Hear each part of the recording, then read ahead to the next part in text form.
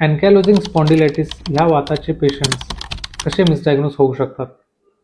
तर कालच माझ्याकडे एक यंग पेशंट आला होता, 28 वर्षाचा मेल पेशंट. त्यांना 6 ते 7 महिन्यापासून कंबरदुखीची तक्रार होती. बऱ्याचशाच डॉक्टरांना भेटून झाल्यानंतर त्यांचा एक MRI देखील झाला होता. त्यामध्ये माइल्ड डिस्क बल्ज दिसले होते.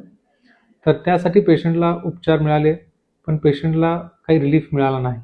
जेव्हा पेशंट माझ्याकडे आला तेव्हा पेशंटची प्रॉपर हिस्ट्री घेता पेशंटला इन्फ्लेमेटरी बॅक पेन होतं, म्हणजेच त्यामध्ये रात्रीचा त्रास जास्त असणे, सकाळी उठल्यानंतर कंबर अकडलेली असणे, कमरेमध्ये कडकपणा असणे. जेव्हा दिवसभर पेशंट फिजिकली ॲक्टिव्ह असतो तेव्हा त्रास कमी असतो आणि जेव्हाही पेशंट आराम करतो तेव्हा त्रास वाढतो.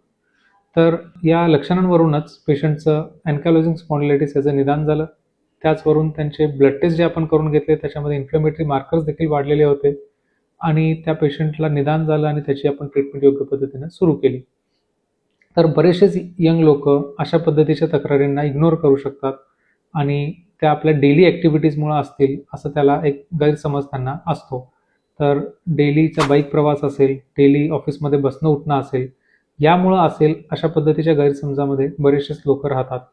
तर असे कंबरदुखीच्या तक्रारी जर तुम्हाला असतील तर आजच तुम्ही रुमॅटॉलॉजिस्टशी संपर्क करा. थँक्यू.